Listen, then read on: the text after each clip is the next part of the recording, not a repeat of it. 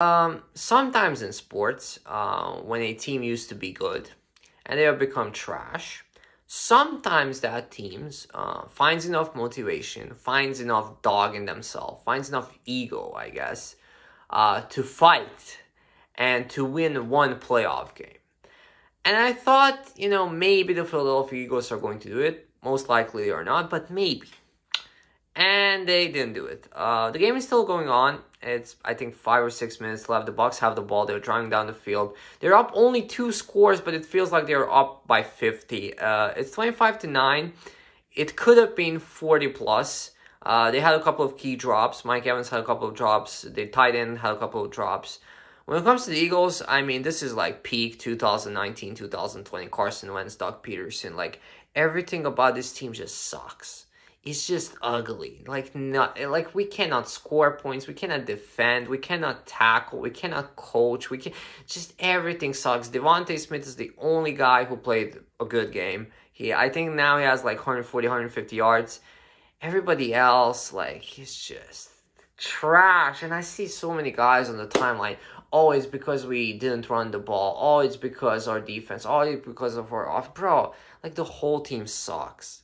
It doesn't matter if we would have run the ball 30 times. It sucks. Like, we don't have the juice. I don't know. It's just, we're supposed to have a better offense. Our offense puts a good drive together once in like 5 drives.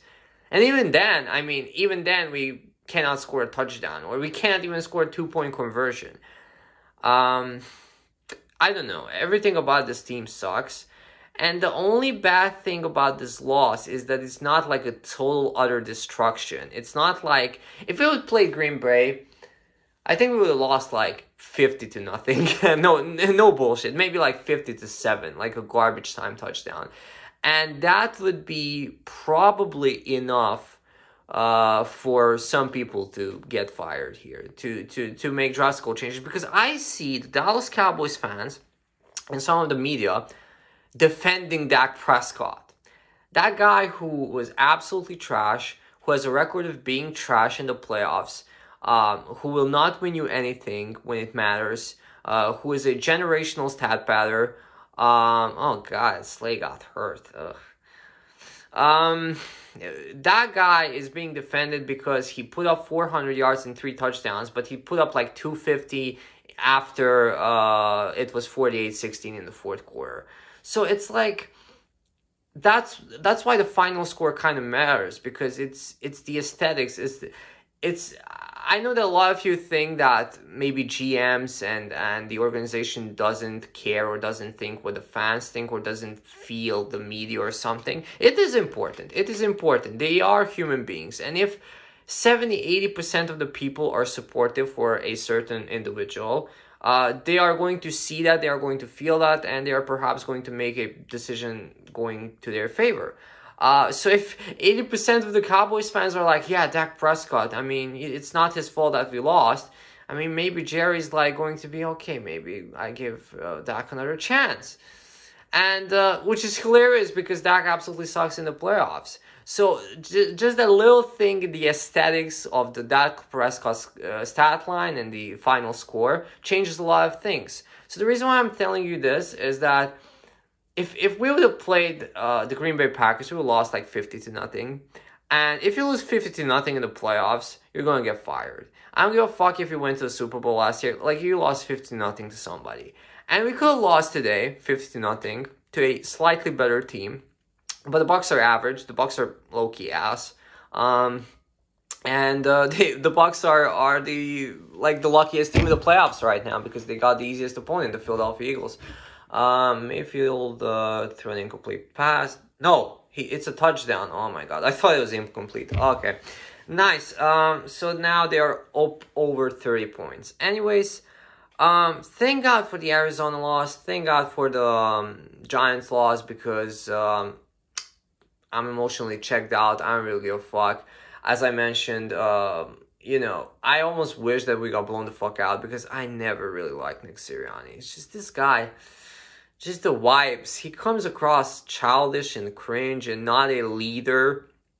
And he had a hot streak like plenty of, year two coaches did in the past and will have in the future when everybody's working for their in their way. Had a good roster, possibly surprise the league with a couple of plays. But what happens is that you cool down, and we cooled the fuck down. I mean, we were 10-1, and we were on that magical run when everything goes in our favor in every tight game. And, Jalen Hurts is this, like, Team Tebow factor when he, just pulls wins out of his ass when we are supposed to lose. And, it caught up on us. And now we are just the 2020 Eagles getting, I mean, bro, it's not even the playoff teams. Like, how many teams do you think that we could beat today? Like, how many teams? The Bucs are an average team. Like, they are 9-8. They suck.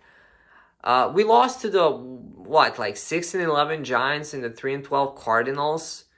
I think that we could have possibly beat the Panthers today. And we maybe could beat, I don't know, the Patriots and the Chargers, maybe.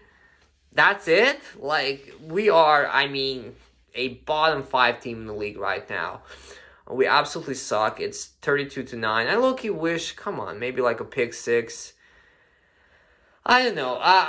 It's just, I don't like, the one thing I know that I don't like mediocrity. I don't want these guys to return after this. Like, I know that a bunch of guys are going to say, like, we started 10-1, give them another chance. Dude, it's not life. Like, lots of times in life, you are kind of forced to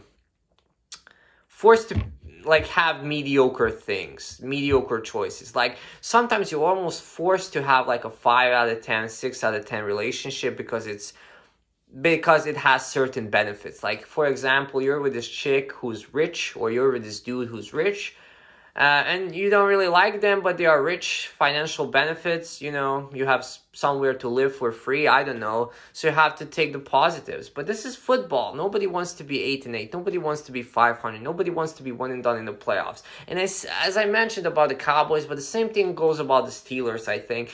They're so in love with Mike Tomlin being 9-8 all the time and not having losing seasons that they completely ignore this guy losing so many playoff games in a row and having so many awful losses, like to Team Tebow, to to Baker Mayfield, to fucking Blake Bortles, and so on and so forth. So it's like, yeah, in football, you shouldn't try to be mediocre. You should go all in all the time, And fuck it, if you go 0-16, you go 0-16 or 0-17, whatever. I think that's miles better than going 8-8 and 10-7, making the playoffs, being one and done, and repeating all the time, and it's just that's the nature of the game.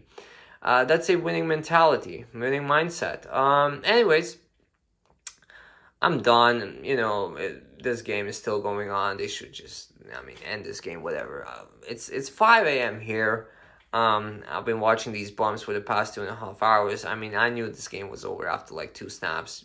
It's just completely trash. We it's amazing how bad of a defensive roster we have. I know that this is not really connected to the video, but my God, it's just, we don't have linebackers, we don't have corners, we don't have safeties, and our pass rushers are like hot and cold. Like, our defense is fucking trash. We don't have good players on our team. We haven't had a good linebacker since like D'Amico Ryans. And fucking Goddard got hurt now. Oh my God. This is the thing I said in the, oh my God. I said this in the fucking video that I made like a week ago.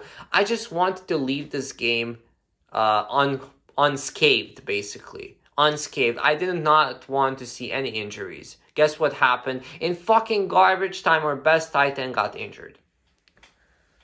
Bro, he's already injury prone. And now he got hurt. For fuck's sake. He got fucked in the knee. Let me see this replay. What happens here? He's running, what?